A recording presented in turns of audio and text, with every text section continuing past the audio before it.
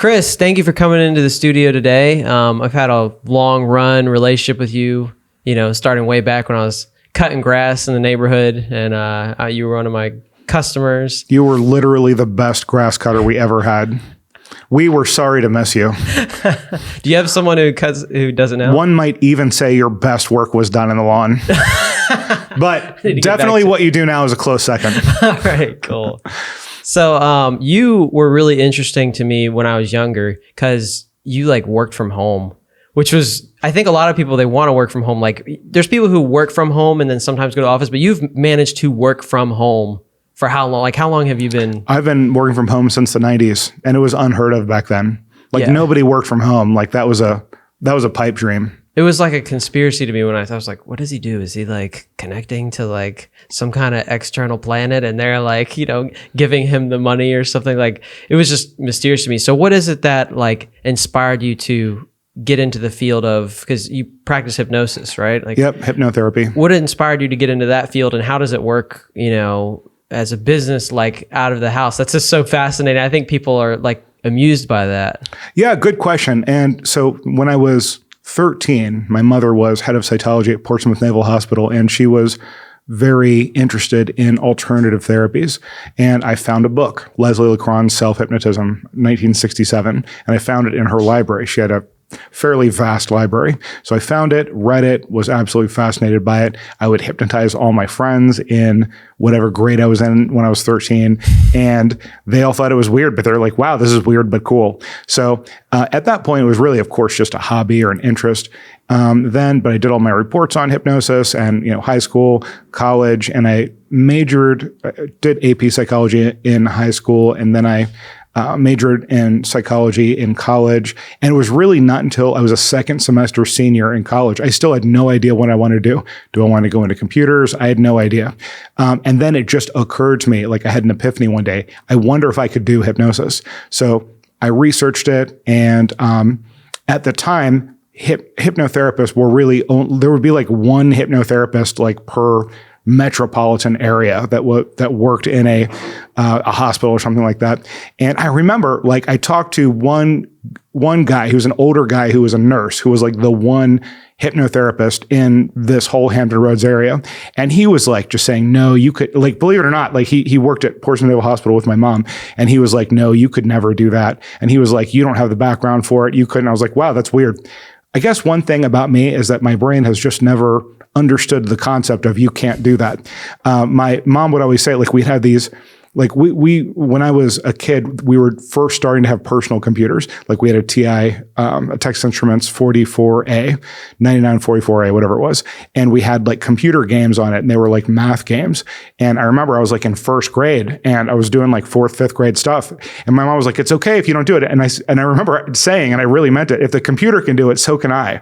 And she told that story forever. So the bottom line was I just never learned to process, you can't do that. So he was like, oh, weird. So he said, I can't do that. I don't really know what that means. So anyway, I researched more and more. And then I was like, well, you know what? I'll just do it myself. And I just I don't even remember how I started. I just started handing out business cards hey, I'm a hypnotist. I went to DC and got certified. You couldn't get, there was no online anything. I don't even think there was online at the time. There was AOL or something like that, but there was no online certification or anything. So I drove to DC, got certified, came back, started handing out business cards, made $600 the first year. I was excited. So anyway, just kept doing that. It was working pretty well. People were telling their friends and everything. Then it just multiplied and built up and built up and built up. So, when you talk about hypnosis, the art of hypnotherapy, I don't think people really know what that is. And I think the word, I've heard you say before, in media gets kind of misaligned with what it really is. And I think people are taught that it's something different, or they don't really even understand what it is. What would you say, if you didn't have to use the word hypnotherapy, how would you describe what it is? Because to me, it's almost like mindset coaching or rewiring your brain. That's how I explain it to people that don't know. How would you explain it to people that don't understand it? Well, everyone has a conscious mind and an unconscious mind. Your conscious mind is responsible for logic, decision-making, plan-making, things that you think on purpose.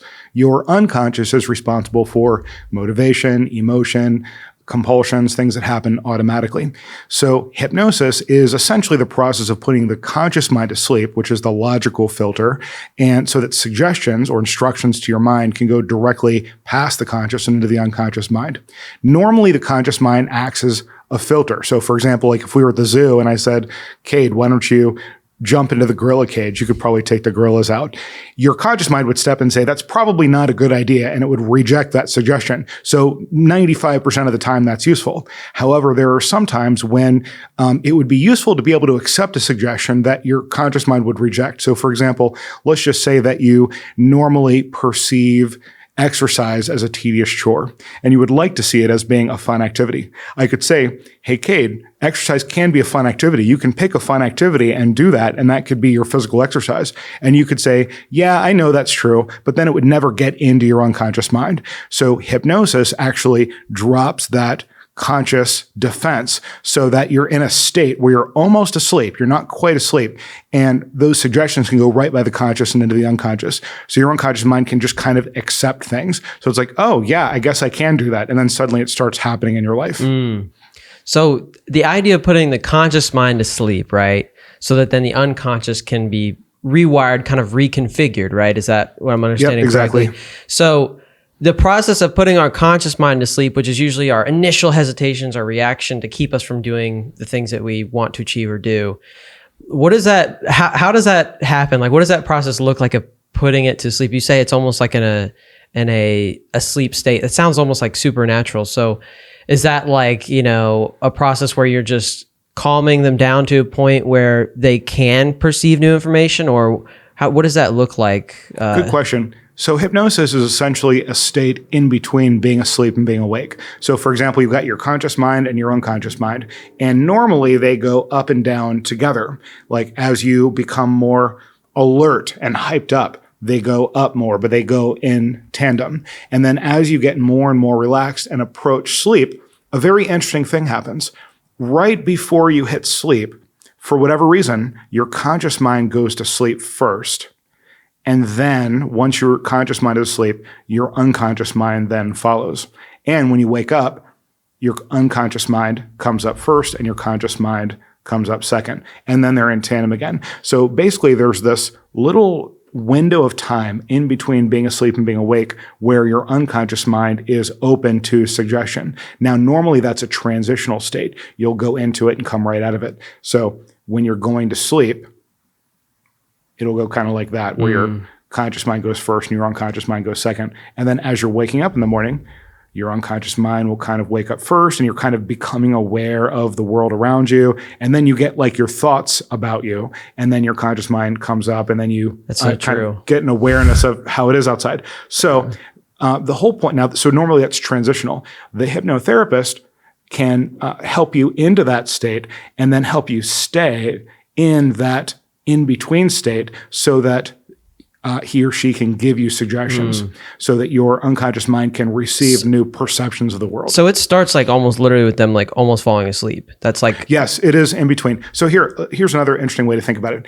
So it's like when you're daydreaming, that's right before hypnosis. So you can kind of think of it as like very alert, normal, and then kind of zoned out and daydreaming, and then hypnosis, and then sleep. And then again, you come out like hypnosis, kind of a daydreaming, like how you're kind of like bleary-eyed in the morning, and then you come back awake. Does that take time? Like when you're trying to get people into that state, sometimes they take longer to enter into that, or do you have a process that like accelerates it? Like you injected them with like heroin or something? That is a good question. And it does take a certain amount of time because it's physical. It does take a certain amount of time, but it doesn't take that long. I would say that part of the process, you can do it in maybe like 5 minutes or so, but generally I'll take 15 to 20 minutes to make it kind of a non-jarring experience, but you can actually do it very quickly. It's just more jarring. You're trying to get people really relaxed too is like a big part of it. Would you say? Yes, that's right. And to get a little bit more technical, it's not just totally relaxing you, because you have to keep the mind alert also. So for example, a lot of times people have heard the idea of when you're driving, you kind of go into a light hypnosis state. So what that means is you are paying attention to the road, but a lot of the other functions of your mind kind of drift off a little bit and they do other things, but there is enough of your mind paying attention to what's going on. So you have to leave that part of your mind that can receive instructions, like looking at signs and stuff like that. Mm-hmm. You have to leave that part awake. This is a normal function of, like, if we were cavemen and women and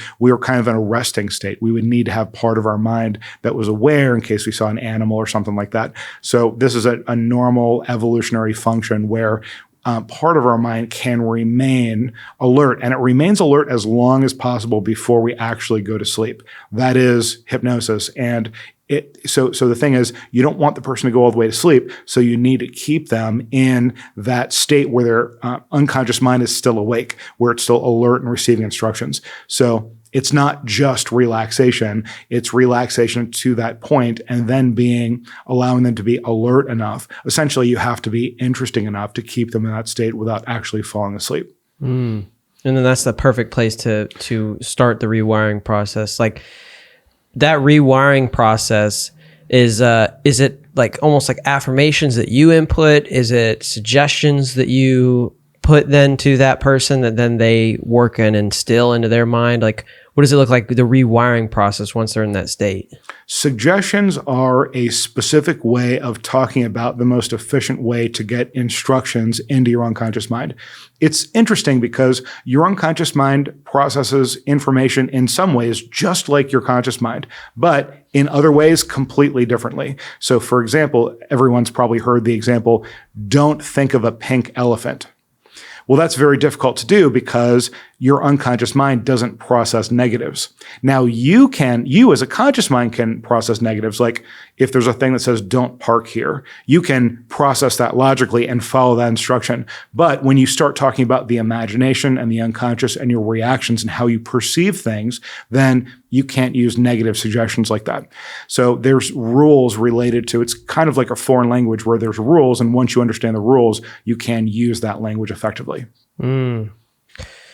You know, affirmations, people, I feel like that's something I've seen trending, like where people are like, I'm trying to daily put in affirmations to myself. I think it's become kind of a buzzword, and I like the basis of it. The idea of like, you wake up, you tell yourself these things. You think those people are like almost trying to imitate what what hypnosis is trying to do? Is there like some value you think to like affirmations, or is there some tie to what you do with the idea of affirmations? It's a very simplified version of suggestion. There was a guy named Emil Q who came up with the idea of affirmations, though they weren't called that at the time. You might have heard the phrase, every day in every way, I am becoming better and better. So in the last 100 years or so, hypnosis went off in several directions. For example, some of the people who studied it thought that it was very much about the unconscious mind and being unconscious. Other people, like Emil Q, thought that it was just all about the suggestion and that hypnosis had no value whatsoever. Obviously, I disagree with that. I think that's actually provably false. However, he was onto something, and he was useful in the sense that he really studied what kinds of positive suggestions, which were later called affirmations, that kind of everybody can use. So for example, if you wake up in the morning and you say something like, every day in every way I'm becoming better and better, it can give you kind of an attitude to start the day. Now, is that going to be able to fix complex problems like addictions or anxiety or depression? Probably not. However, it can kind of move you in the right direction. So I would say for someone that has an actual problem they want to resolve, definitely go with hypnotherapy, where the hypnotherapist can construct specific suggestions to resolve that issue. But I would certainly not say that either meditation or affirmations are bad in any way. Mm-hmm. They're just kind of like blunt instruments. Why are medicines not the solution to a lot of these problems that we have? So if I went into your house and accidentally put my hand on a hot stove, and then I had a burned hand, and I said, I need burn cream. The burn cream could possibly help that, but of course it would be much better to not put your hand on the hot stove in the first place and know how to not do that. Now, I want you to notice that neither one of those is a solution. Neither one's a solution. One is mitigating the consequences of the problem, and the other one is avoiding having the problem in the first place. In reality, there are no solutions. There are no solutions. Medicine is not a solution. Hypnosis is not a solution. There are essentially no solutions for anything. Solutions are kind of a made-up idea that doesn't even exist. So what I do is I help people understand how they are creating their own problems, whether it's anxiety, depression, bipolar disorder, compulsion, whatever it is. You are creating your own problem. My job is to help you understand how you're doing that and how you've been doing that the entire time, and help you to naturally stop doing that so the problem doesn't happen in the first place. It's preventative. Yeah, you essentially drag the problem into your present. So for example, let's just say that you were in a car accident many years ago and then you developed a phobia of driving. That's actually very common. Now, if today that person is afraid to drive, it's not because they got into an accident 10 years ago. It's because every single day, whenever they think about driving, they reaffirm to themselves, they think about that accident again, they re-traumatize themselves. They essentially drag that trauma with them into the present. And we notice people who get amnesia, for example, no longer have the trauma for some reason. Like they don't have the traumatic symptoms because they're not dragging that trauma with them into the present. The idea that you should take medication for that is ridiculous to me. My opinion is that that's ridiculous. Instead of taking medication to maybe mask the symptoms, instead, why don't you stop dragging that trauma into your present every single day? And that seems like that's what rehab facilities are seeking to do, is like more so solve the addiction, right? Like that versus fix the trauma. Is that true? Or do you feel like rehab facilities or these institutions dedicated to fixing the problems, do you think they're approaching it in the right way? I'm not aware of any rehab facility that is approaching it in the right way. Like generally rehab facilities are mostly, they're just kind of low level jails where you're just not allowed to do the problem. And I think they're fully aware that the person is going to start doing the problem probably at some point in the future. Yeah. And it seems like the only time it is effective is if it's like, yeah, it's my 10th time. And like, if I don't quit, I'm going to go to prison my whole life. Like I've heard some stories where people have gone to rehab and had success, but it's usually like, yeah, I went 8 times.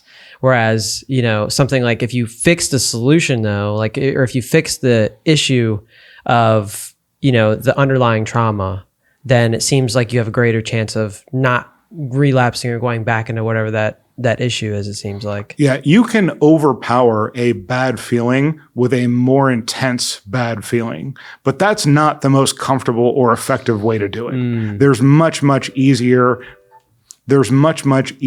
more comfortable and more effective ways to not create the problem than just making a super bad feeling that overwhelms the bad feeling. So I like all this stuff. This stuff is like fascinating to me, and it's not even around like marketing or anything related to my business, but I personally have had to go through like journeys of solving my own issues and figuring those things out, and being around your influence has like greatly helped me.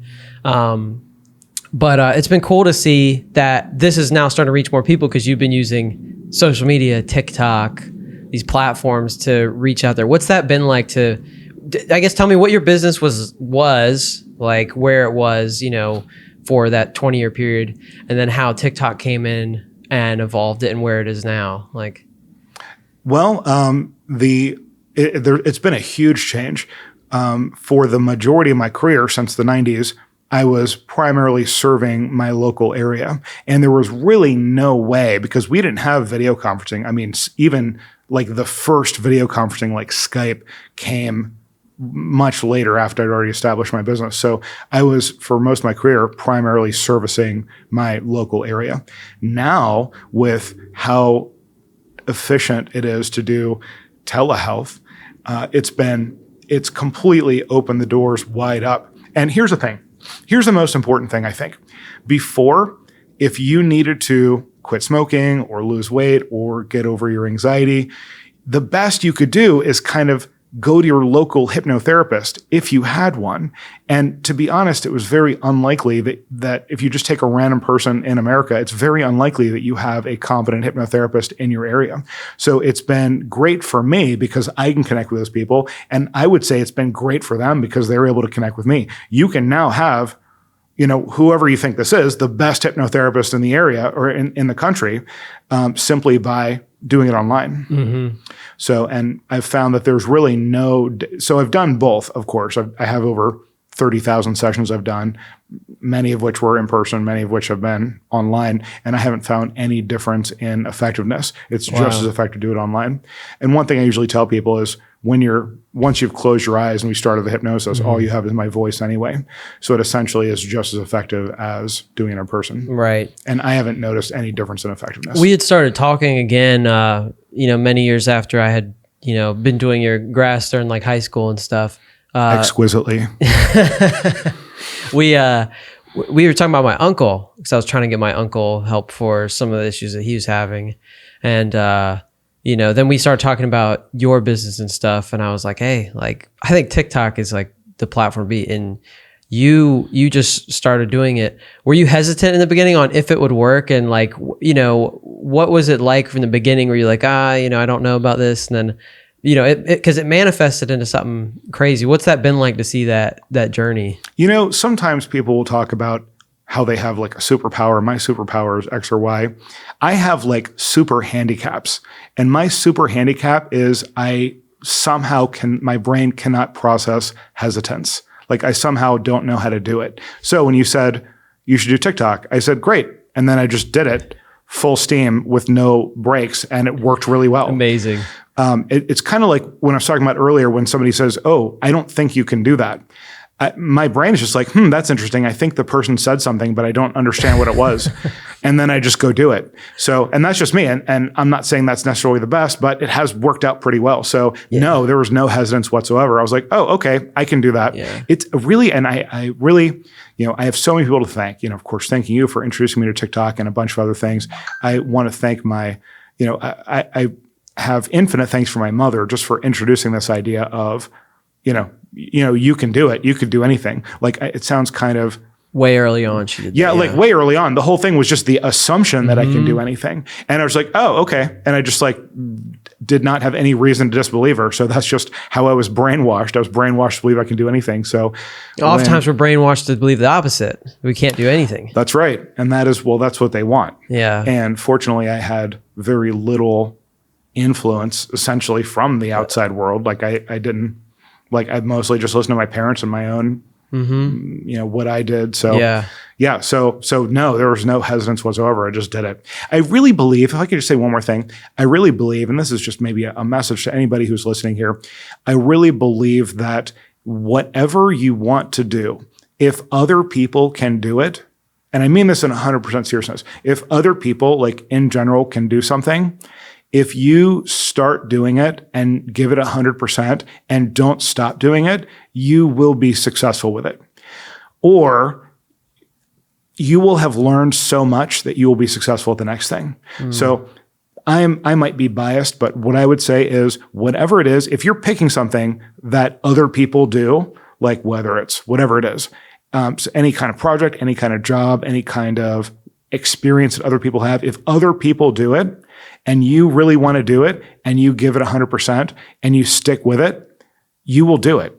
Like, I know it sounds super simple, but I think by far the number one reason people don't end up doing things is because they give up too soon. So it's like, for example, let's just say that I have to try something 7 times, and that's an invisible number. I have no idea. I have to fail 7 times, and then the next time I'll succeed. Yeah. And people will be like, they'll try it 2 or 3 times, like, well, I guess I'll never do that, and they'll stop. You cannot trust your brain when your brain tells you can't do something. You cannot trust your brain.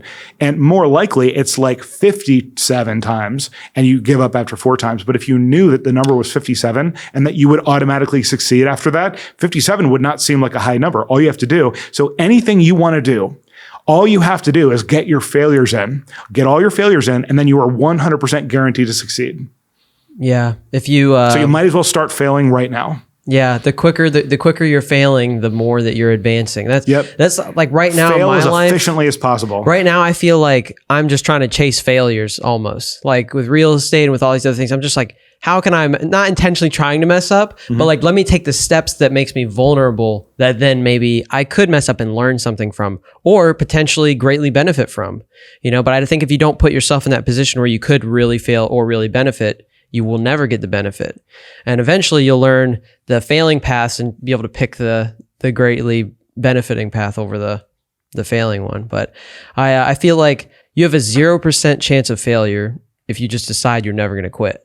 You know what I mean? If you just decide, I'm never going to quit this thing, you have a 0% chance of failure, really. You know what I mean? Absolutely. I mean, until the end of life, that's that's where your choice ends up not being able to carry on anymore. But I just feel like keeping going on it and keeping consistency really is the truth.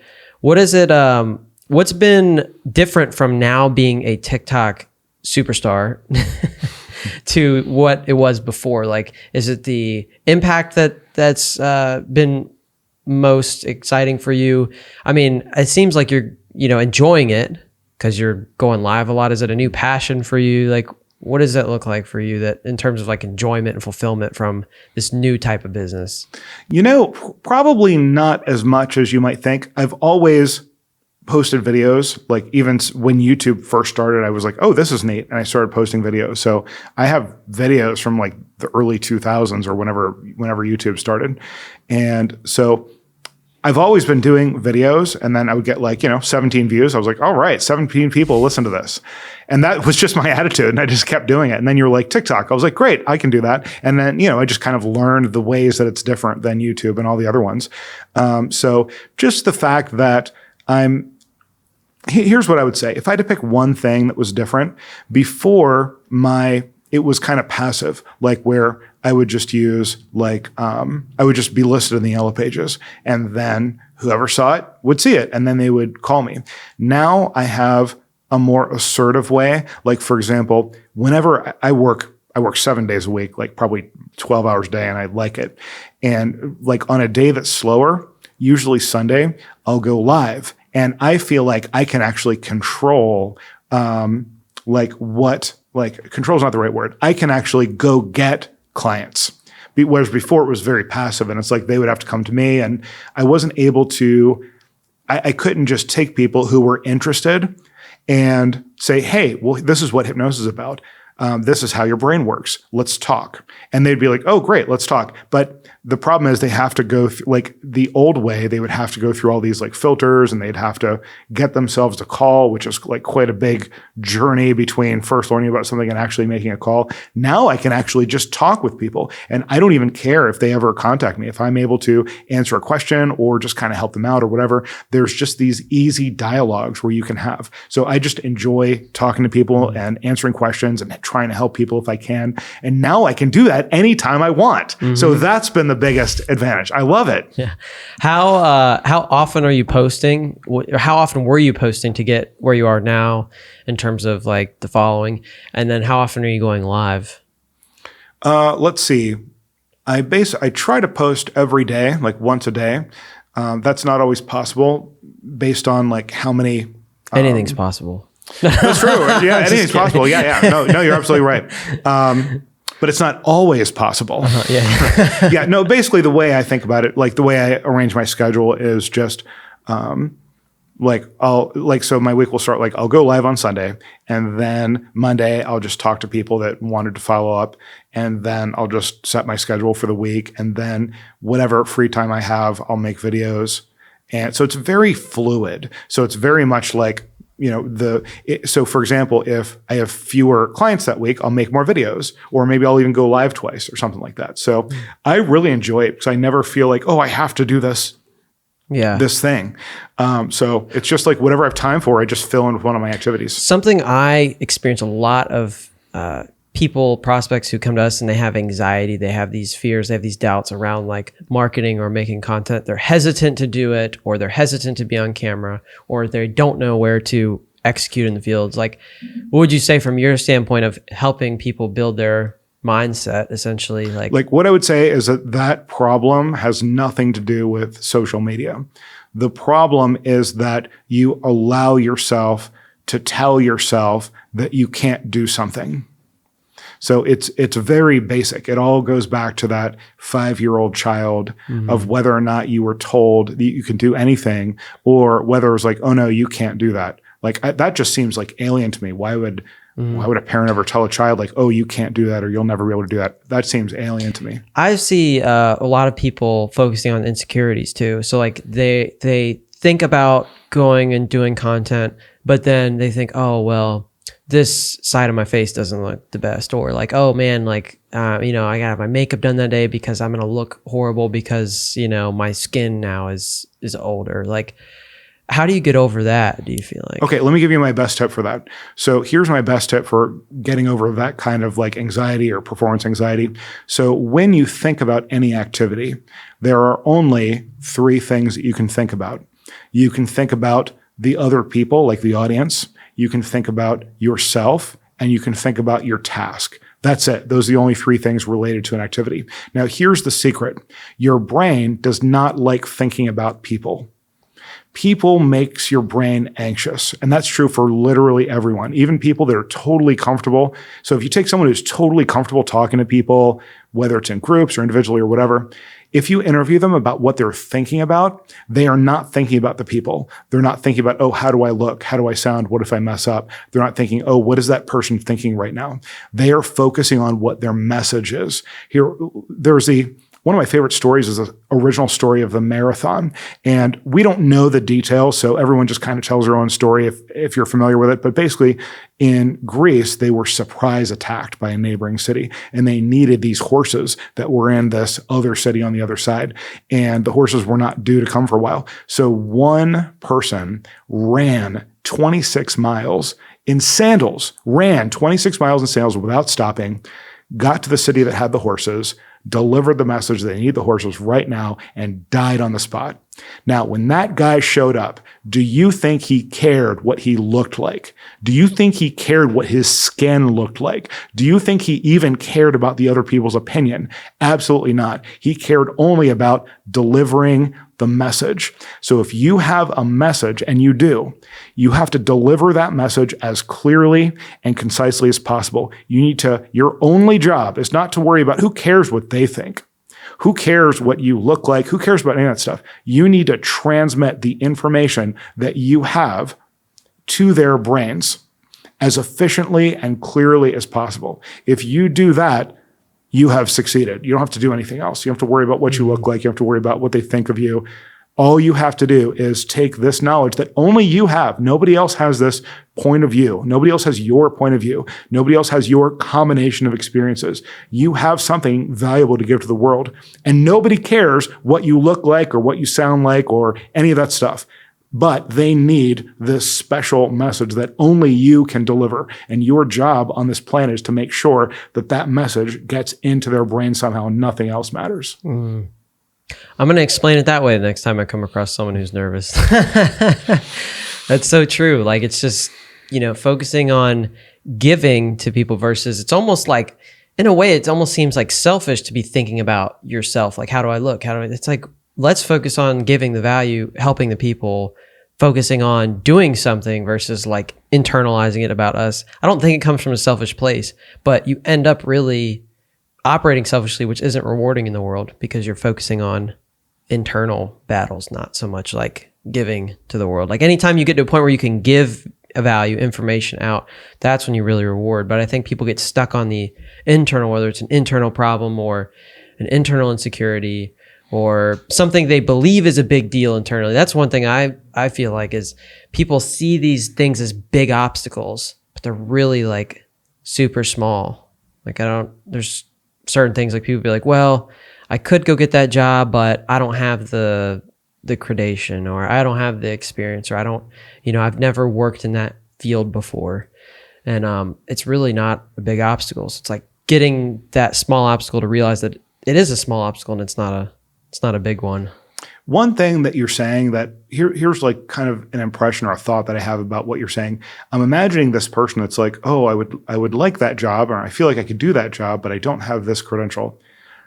Like, you're never going to do anything in life with that attitude. You will never, like, if you decide that this is a thing that you want to do, you have to immediately envision yourself doing it successfully and then attack that issue. That quick. Yeah. It's instantaneous. It's instantaneous. Yeah. It's like, it's now or never. I mean, like that's such like a deep saying. Like, everyone's heard it a million times, but it's such a deep saying. It's now or never. No one ever says, oh, that's a really good idea. I'm going to do it in 6.5 days.